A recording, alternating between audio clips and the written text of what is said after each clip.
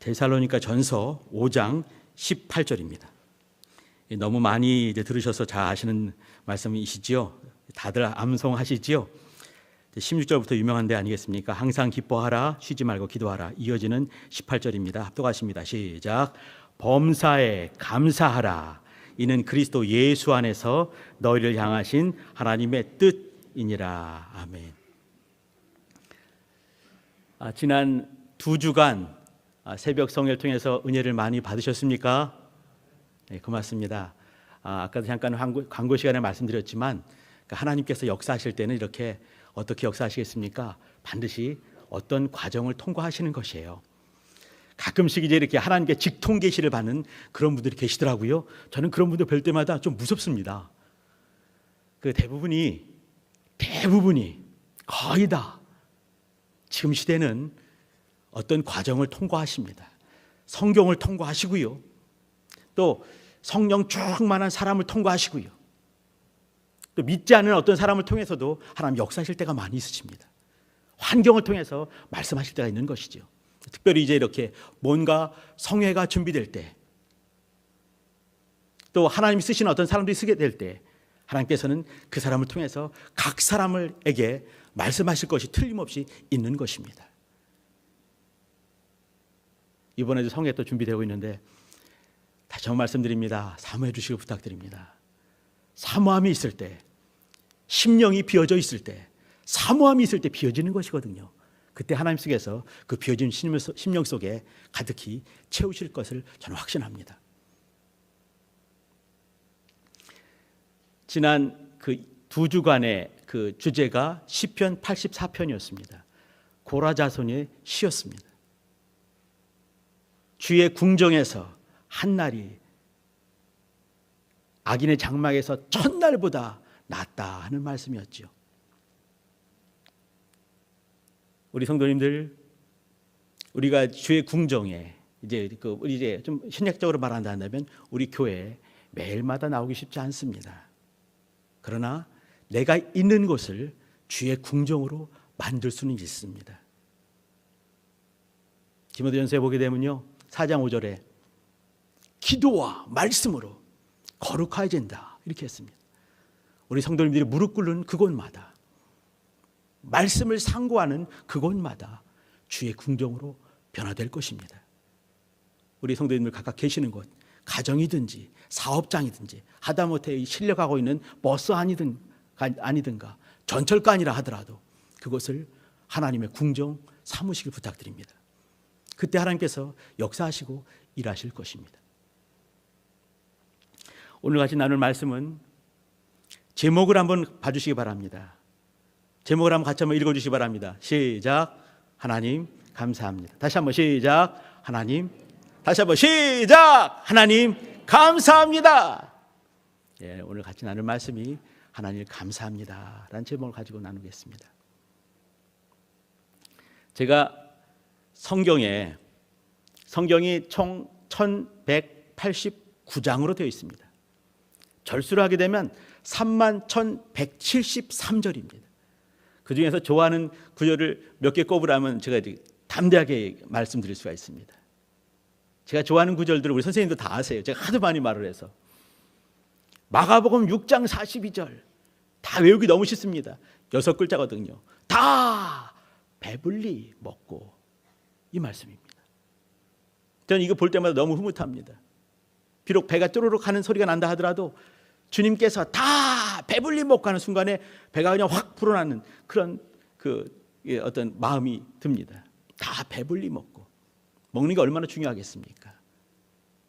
그 다음에 또 한 구절이 있는데 그것이 오늘 나눌 18절 그 앞에 절 16절입니다. 뭔지 아시지요? 한번 외워보실까요? 시작. 항상 기뻐하라. 또 6글자입니다. 물론 이제 굉장히 긴 것도 얼마나 많이 있겠습니까? 근데 저는 이렇게 짧은 거 좋아합니다. 우리 성도님도 그러시지요? 다 배불리 먹고 항상 기뻐하라. 또 이어지는 말씀 8글자입니다. 쉬지 말고 기도하라. 그 다음에 좀 길죠. 그러나 앞에 부분 보게 되면 범사에 감사하라. 그 말씀입니다. 이어지는 말씀이 이제 이는 그리스도 예수 안에서 너희를 향하신 하나님의 뜻이다 이렇게 했습니다. 하나님 뜻이 뭐겠습니까? 하나님 뜻 이 말은요 하나님의 의도 이 말입니다. 하나님의 또 의지가 될 수도 있겠지요. 하나님께서 마음을 잡수신 것이 있는 것이에요. 하나님이 계획하신 것이 있는 것이죠. 우리 인생들을 향해서 계획하신 것이 있습니다. 그 뜻이 있습니다. 그 의도가 있습니다. 이전에 우리가 하나님의 의도를 돈 주고 2년간 배웠습니다. 우리 성도님들 다 그러셨죠? 저도 2년간 배우고 또 그걸 몇 번이나 거듭 했습니다. 청강할 때도 돈 내고 또 했습니다. 근데 그렇게 배우는 거 열심을 다 했거든요. 근데 그렇게 배워야지만이 의도를 알 수 있을까? 지금 이제 이 마당에 개혁이 된 지 4년 차를 접어들면서 다시 한번 생각해 보게 됩니다. 그렇게 해야지만이 돈 주고 2년간 배우고 몇 년간을 청강을 하고 노트로 빽빽히 쓰고 그렇게 해야지만이 배우는 것이 하나님의 의도인가, 하나님의 뜻인가, 하나님이 작정하신 그 마음이신가? 근데 그렇지 않다는 거예요. 너무너무 간단한 것이지요. 저는 생각을 한번 해봅니다. 하나님의 뜻, 이것이 무엇이겠는가? 하나님을 아는 것이지요. 하나님의 뜻을 알지 못하면 하나님을 알지 못하는 것이에요. 하나님의 마음을 알지 못하면 하나님을 알지 못하는 것이죠. 하나님의 심정을 알지 못하면 하나님 모르는 것 아니겠습니까? 이것을 가르쳐 주신 것은 하나님 자신을 공개하신 것입니다. 우리에게 향하신 하나님의 마음을, 뜻을, 의도를, 심정을 공개하신 것이에요. 여기 이와 같은 하나님의 뜻, 하나님의 의도, 하나님의 심정, 하나님의 마음을 했을 때 원수가 이것을 알 수 있겠는가? 안다고 한들 그것을 사모하겠는가? 그렇지 못한 것이죠. 원수가 원수된 이유는 하나님의 뜻, 하나님의 의도, 하나님의 심정, 하나님의 마음, 그것을 싫어하기 때문에 원수가 된 것 아니겠습니까? 싫어하는 것이죠. 그것을 깊이 알아갈 수가 없는 것이에요. 지식적으로는 알 수 있을지 모르지만 그러나 사모할 수가 없는 것 아니겠습니까? 그렇기 때문에 원수가 되는 것이에요. 또 이 하나님의 의도, 하나님의 뜻을 두려워할 수밖에 없습니다. 그래서 원수인 것이죠. 우리가 하나님을 안다는 것은 하나님의 뜻을 아는 것입니다. 원수가 두려워하는 것은 그것을 아는 것입니다. 그리고 나서 하시는 말씀이 뭐냐면 너희를 향한 하나님의 뜻이다 이렇게 말씀하셨습니다. 이것은 우리 신자들, 믿는 자들의 이것이 성품이 되고 인격이 되고 이것이 사는 방법이 되고 삶이 됐을 때 하나님의 뜻을 이루는 것이라는 말씀이시죠. 생각을 다시 한번 해봅니다. 하나님께서는 우리의 죄성과 악한 본질을 아십니다. 또 우리의 연약한 것을 너무너무 잘 아시는 분이시죠. 반면에 원수의 계계도 너무너무 잘 아시는 분이 하나님이십니다. 악한 원수들, 그 계계, 사특한 그 뜻들, 악한 뜻들, 그 의도들 너무 잘 아시는 거죠. 그 앞에서 아무 능력 없는, 연약하기 그지없는 우리의 모습을 잘 아십니다. 그때 하나님께서 우리에게 뜻을 밝히시는 것이에요. 뜻을 밝히시면서 어떻게 해야 이 땅에서 원수가 드글드글 많이 있는 이 땅에서 우리의 신앙을 보존하고 하나님을 섬기며 하나님께서 아들로 말미암아 주신 그 믿음을 사용하며 성령님께서 우리 속에서 역사하실 때 그것을 잊지 않고 예민하게 민감하게 순종하고 순복할 수 있는 그 삶을 살 수 있을 것인가, 그걸 아시는 것이죠. 그 아신 것을 뜻으로 담아서 우리에게 보이셨습니다. 가르쳐 주셨습니다. 2년간 돈 내고 배워서가 아니라 너무너무 쉬워서 우리가 간과해버린 그것들이 있습니다. 항상 기뻐하라, 쉬지 말고 기도하라, 범사에 감사하라. 전 생각을 다시 한번 더 해보게 됩니다. 이 세 가지 뜻이 있어요. 항상 기뻐하라, 쉬지 말고 기도하라, 범사에 감사하라. 한번 앞에 있는 말을 바꿔봤습니다. 항상 기뻐하라, 항상 감사하라. 항상 기도하라. 말이 틀리겠습니까? 맞겠습니까? 다 맞는 것 같지 않으세요?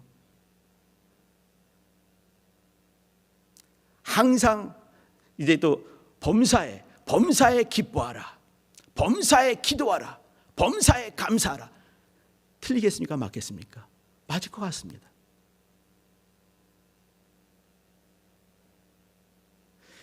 그 말들은 똑같은 것이지요. 쉬지 말고 기뻐하라. 쉬지 말고 기도하라. 쉬지 말고 감사하라. 같은 말이. 그러면 이 세 가지 말을 또 아주 예민하게 쪼개서 말할 수도 있을 것 같습니다. 그러나 큰 뜻으로 보게 되면 이 세 가지 말, 항상 기뻐하라, 쉬지 말고 기도하라, 범사에 감사하라, 이것은 같은 말일 수 있겠다.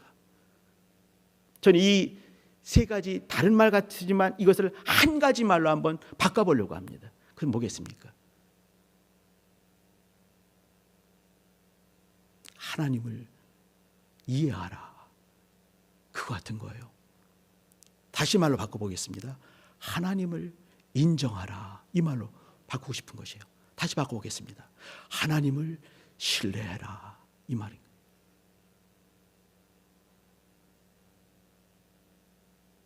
우리 성도님들 혹시 삼국지를 좋아하십니까? 전 삼국지 굉장히 좋아하는 사람입니다. 뭐 여러 가지 삼국지 버전이 많잖아요. 거의 다 읽었습니다. 옛날에 에어컨이 없던 시절에는 여름에 더울 때는 이 에어컨 없기 때문에 선풍기를 끼고 살아도 덥지 않습니까? 그때는 뭐 했냐면 삼국지를 읽었어요. 더위를 잃어버릴 만큼 재밌지 않습니까? 10권짜리 삼국지.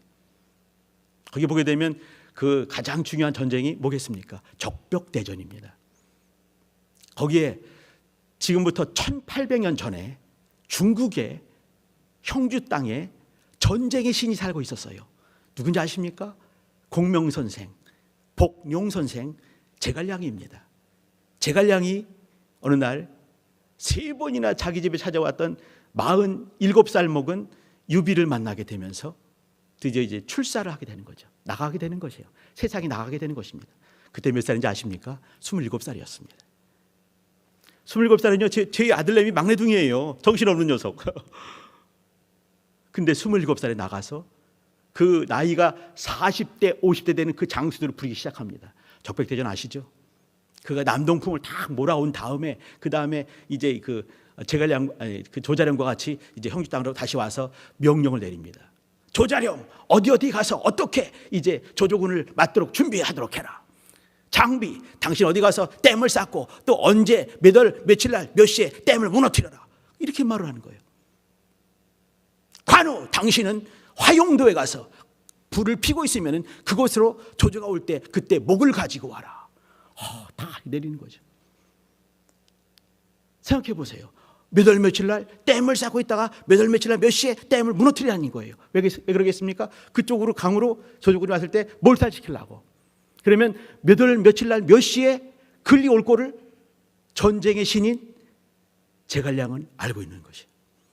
인생도 이 정도 인생들이 있습니다. 하나님은 어떤 분이겠습니까? 전쟁에 능하신 분이십니다. 믿으시길 바랍니다. 하나님은 전쟁에 능하신 분이세요. 살아계신 하나님은 전쟁에 능하신 분이십니다.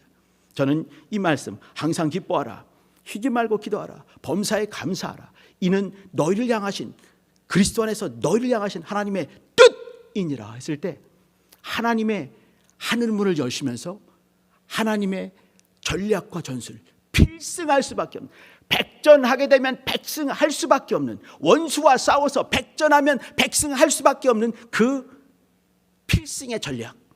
제갈량이 옛날에 전쟁의 신이라고 하는 제갈량이 이렇게 작전을 짜는 것처럼 그보다 무한 배수만큼 지혜가 많으시고 능력이 많으신 분이 우리 하나님 아니겠습니까? 그 하나님께서 우리에게 전략을 주시는 것이에요.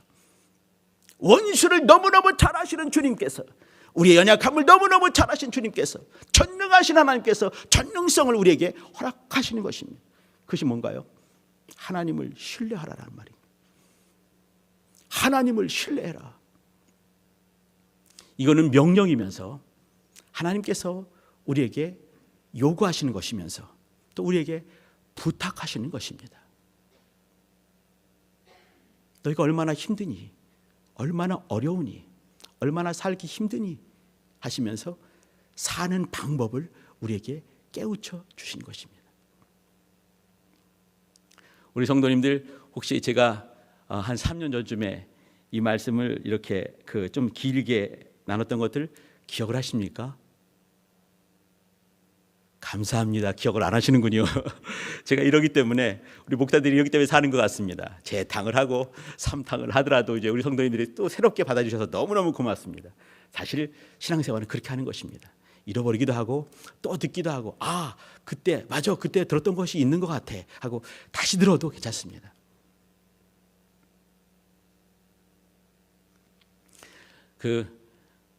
헬렌 켈러라는 분을 잘 아시지요?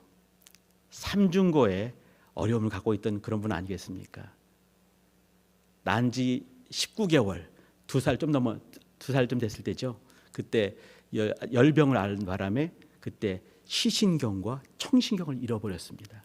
그러면 청신경을 잃어버리게 되면 당연히 말을 못하게 되는 것이에요. 엄마가 앞에서 한 수만 번을 엄마 해야지만이 그 아기가 입을 벌리면서 엄마 배우는 것 아니겠습니까?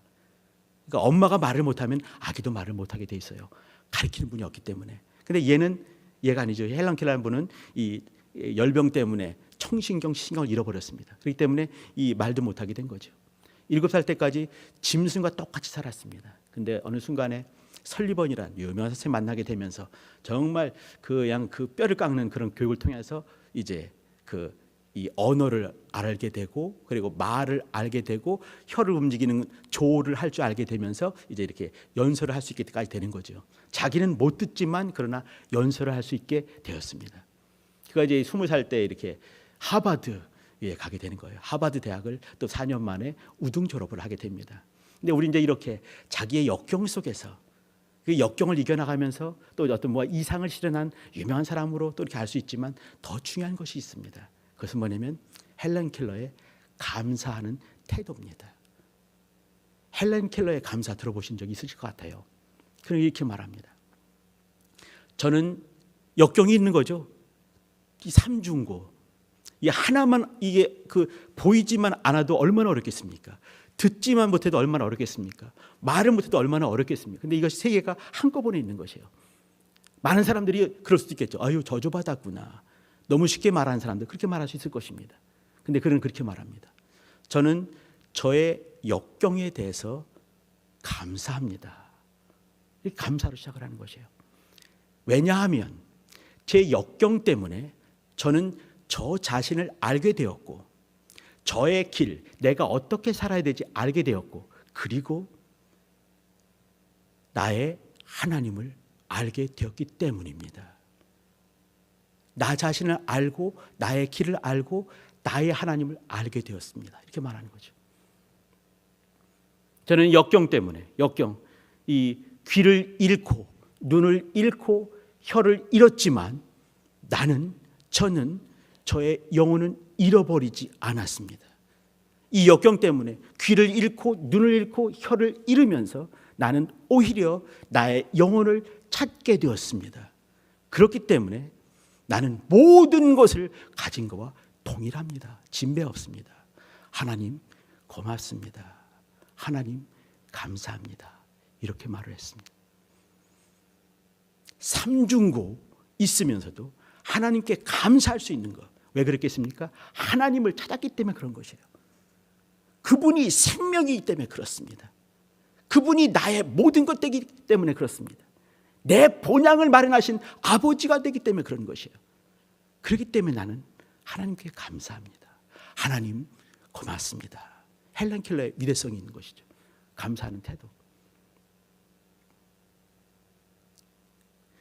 오늘 본문을 보시게 되면요, 제가 전에 말했던 걸 잠깐만 또 이제 말씀을 드리겠습니다. 이제 이 세 가지 말씀이 사실은 한 개의 말씀이다라고 말씀을 드렸습니다. 좀 꼼꼼히 짚어보도록 하겠습니다. 항상 기뻐하라 했습니다. 기뻐하라.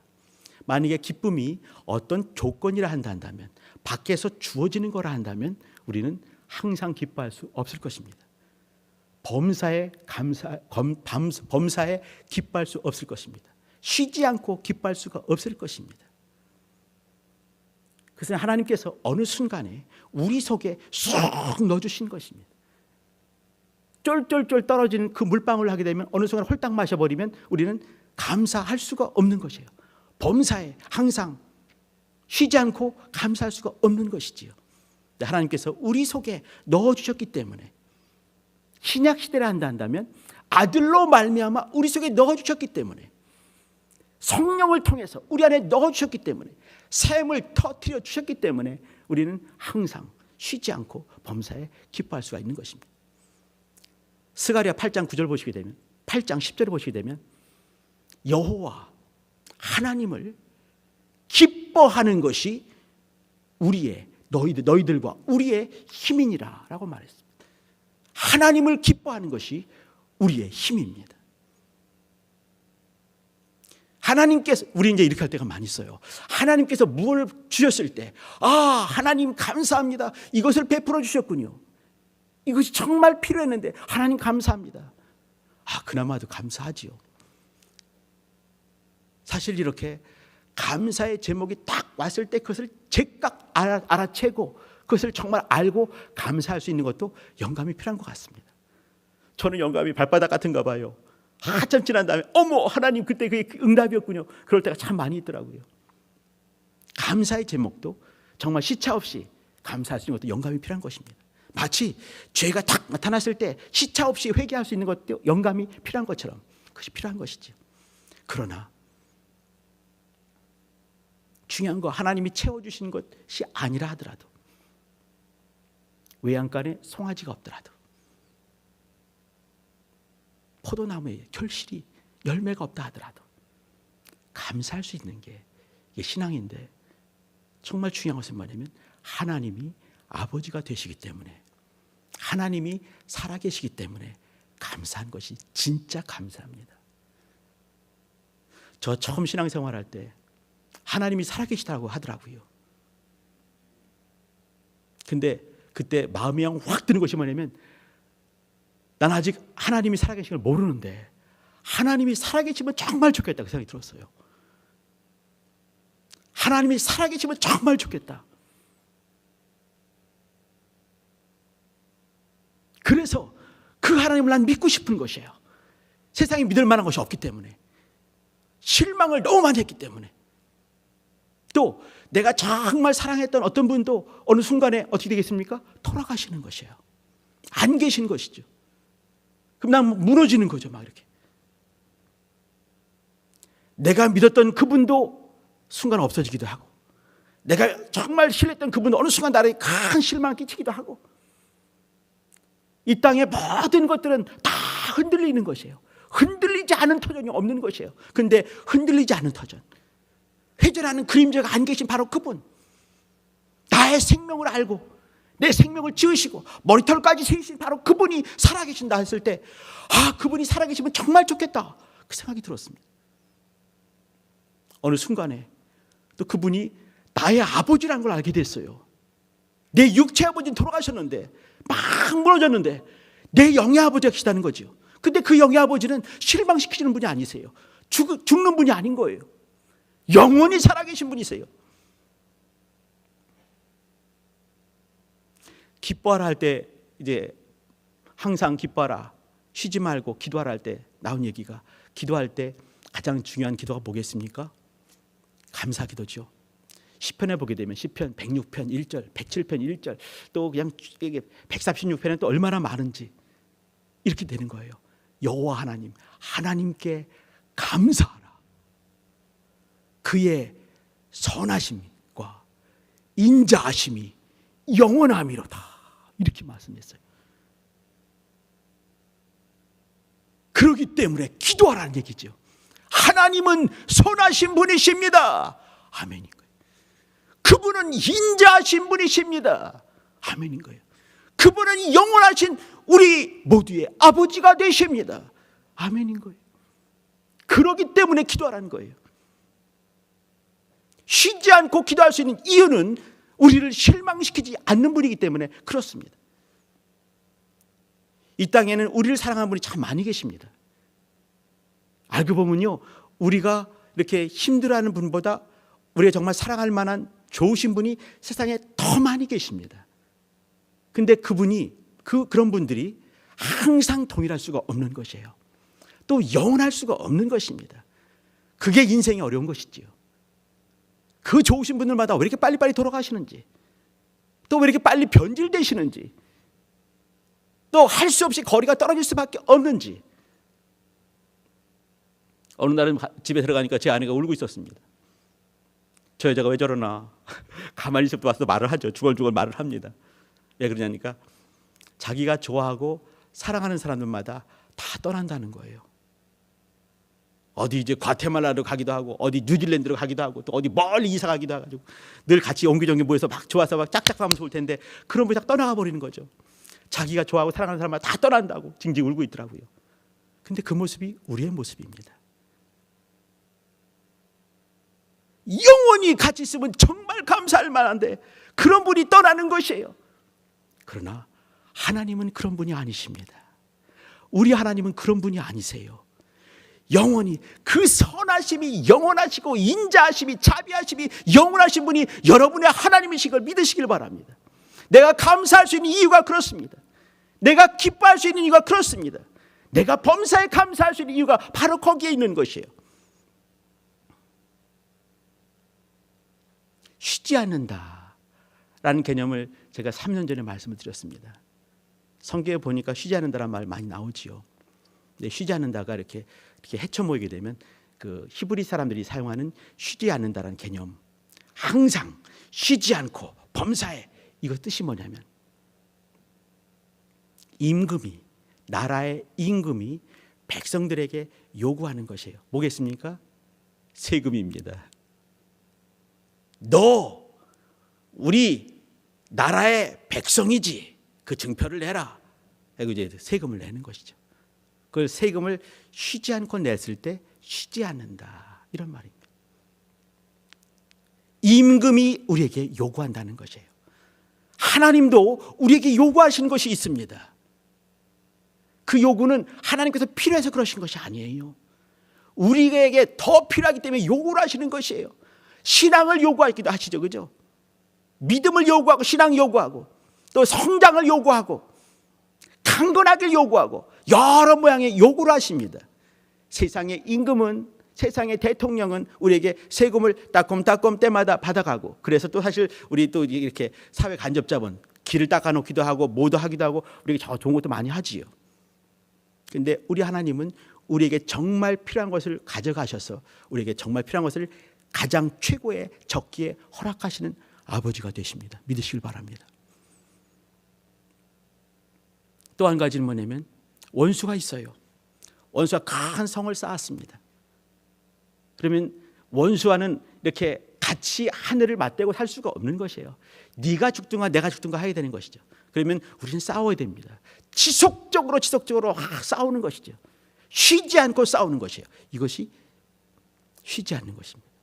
쉬지 않고 전쟁에 임한다. 쉬지 않고 원수와 대적을 한다. 그렇지 않으면 지니까. 우리 원수도 마찬가지입니다. 그때 우리는 쉬지 않고 그와 대적을 해야 되는 것이에요.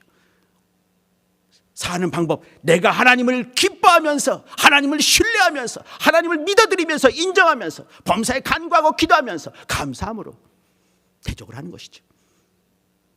또 한 가지는 사과나무, 포도나무, 이렇게 유실수 나무들이 있습니다. 가을에 최고의 못생긴 나무, 가장 안 좋은 나무 뭔지 아십니까? 뿌리까지 뽑히고 뽑혀서 죽고 또 죽어, 뿌리까지 뽑혀 열매 없는 가을나무 되었을 때 농부가 기뻐할 수가 없는 것입니다. 유다서 말씀이죠. 지금 가을입니다. 내가 지금 뿌리까지 뽑히고 뽑혀서 죽고 또 죽어 열매 없는 가을나무로 살고 있지 않는가 돌아보실 필요 있습니다. 제가 처참한 말씀을 드리고 있지만 실상이기 때문에 그렇습니다. 이 가을나무가 농부가 이렇게 요구하는 그 나무들이 있는 거죠. 그 열매가 있지 않겠습니까? 이 열매가 힘을 다해, 이 나무가 힘을 다해 봄부터 싹을 피워내고 꽃을 피워내고 또 열매를 주렁주렁 맺고, 이 여름에 이 폭풍이 얼마나 많겠습니까? 그걸 다 이겨내고 아주 탐스러운 열매를 쉬지 않고 맺는 것, 쉬지 않는 것입니다. 이 우리의 성도의 모습이에요. 하나님께서 우리에게 요구하는 것이 있습니다. 사랑과 희락과 화평, 오래 참음, 자비, 양선, 충성, 온유, 절제. 열매들이 있습니다. 때가 되었을 때, 이걸 주렁주렁 맺었을 때 이것을 쉬지 않고 열매를 맺는다, 이 말입니다. 쉬지 않고 임금이 요구하는 것들을 드린다. 쉬지 않고 전투에 임한다. 쉬지 않고 열매를 맺는다. 쉬지 않는 것입니다. 우리가 간구할 때, 기도할 때, 항상 기뻐할 때, 범사에 모든 상황 속에서 감사로 원수를 대적하고 내 속에 열매를 맺으며 하나님이 기뻐하는 것을 들을 수가 있는 것입니다. 사는 방법입니다. 왜 그렇습니까? 이 속에 이것이 곧 하나님의 뜻이기 때문에 그렇습니다. 2년간 돈 내고 배워서가 아니라 하나님께서 너무 쉽게 가르쳐 주신 것이에요. 이 땅에 사는 방법입니다. 하나님의 뜻, 이 말은 하나님의 모습을 말하는 것이에요. 하나님의 속성을 말씀하시는 것입니다. 하나님의 의도, 하나님의 의중, 우리식으로 말하면 하나님의 습관이에요. 이것이 우리 속에 그대로 드러나기를 원하시면서 하나님께서 아들을 우리에게 허락하셨습니다. 더하여 하나님의 영, 성령을 우리 안에 허락하셨습니다. 그러면서 요구하는 것이 뭐냐면 항상 기뻐하라, 쉬지 말고 기도하라, 범사에 감사하라. 이는 그리스도 예수 안에서 너희를 향하신 하나님의 뜻이다 라고 말씀하시는 것입니다. 하나님이 요구하시는 것은 이렇게 감사가 우리의 성품이 되길 원하시는 것입니다. 감사가 우리의 습관이 되길 원하시는 것입니다. 감사가 우리의 인격이 되길 원하시는 것입니다. 또 감사가 우리 삶의 방법이 되기를 요구하시는 것입니다. 한 중년의 사람이 수술실에 있습니다. 수술을 앞두고 있는 것이죠. 의사가, 집도하는 의사가 머뭇머뭇하더니 한마디를 했습니다. 누구누구 씨, 지금 남기고 싶은 말씀이 있으면 지금 남기시길 바랍니다. 이렇게 말씀했어요. 무슨 얘기냐면 이 중년의 사내가 혀암에 걸렸습니다. 지금 이 시간은 혀를 자르는 시간입니다. 혀를 자르게 되면 뭐 이렇게 글을 써서 자기의 어떤 그 의사를 표현할 수 있겠지만 자기가 이 혀를 가지고 조해서 해서 말을 만들어낼 수는 다시는 없는 것이에요. 그렇기 때문에 마지막 한마디를 이렇게 해라 하는 거죠. 의사가 있고 뭐 수련이 인턴 뭐 레지던트 있겠죠. 간호사님들이 쭉 있을 것입니다. 저쪽 밖에는 이제 누가 있겠습니까? 사랑하는 사람들이 있는 거예요. 한마디 할 수 있겠죠. 사랑하는 아내요, I love you so much 할 수 있을 것 같아요. 내 아들들아 고맙다 할 수 있을 것 같아요. 근데 이 사람들은, 옆에 있는 사람들은 아주 그냥 그 마음 이 진지한 엄숙한 그런 마음을 가지고 이 남자가 이 땅에서 자기 혀를 가지고 움직여서 할 수 있는 마지막 언어가 뭘까, 누구의 이름이 나올까를 기대하는 마음이 있었습니다. 잠시 동안 머물더니 그 사람이 한마디를, 똑같은 말을 세 마디 하고 이 땅의 언어를 접었습니다. 그게 뭐냐면 오늘 설교 제목입니다. 하나님 감사합니다. 하나님 감사합니다. 하나님 감사합니다. 그리고 혀를 자르고 다시는 이제 이 혀로 말할 수가 없게 되는 것이죠. 우리 성도님 잘 아시는 것처럼 감사가 바짝 말라버린 시대에 우리는 살고 있습니다. 그런 이 현실 속에 내동쟁이 쳐져 있는 것이지요.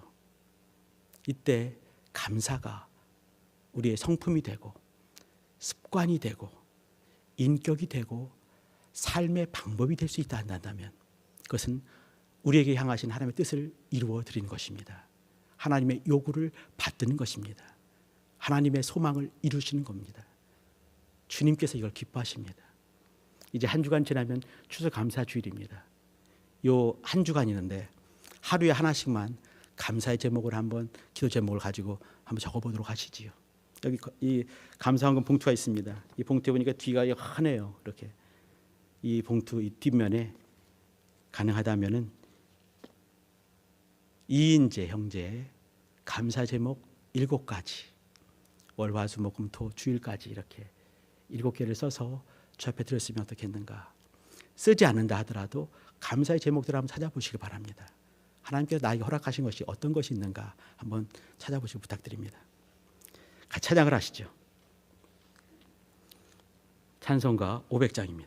500장 하시고 기도하겠습니다. 보시게 되면 주 음성 외에는 더 기쁨 없도다. 왜 그러겠습니까? 이 찬송시를 쓰는 사람이 하나님을 너무너무 신뢰하는 것이에요. 하나님을 인정하는 것이죠. 주 음성 외에는 더 기쁨 없도다. 날 사랑하신 주. 여기 그 세 가지를 말씀하셨지만 한 가지라고 말씀드렸습니다. 하나님께서 하나님의 마음이에요. 우리가 이 세계를 아는 것은 뭐냐면 하나님의 마음을 이해하는 것입니다. 하나님을 사랑하는 것입니다. 날 사랑하신 주 늘 계시옵소서. 기쁘고 기쁘도다 항상 기쁘도다. 나 주께 왔사오니 복 주옵소서. 가장 큰 복은 사실은 하나님을 알게 하시고 하나님의 사랑을 받은 것이 가장 큰 복인 줄 믿으시길 바랍니다.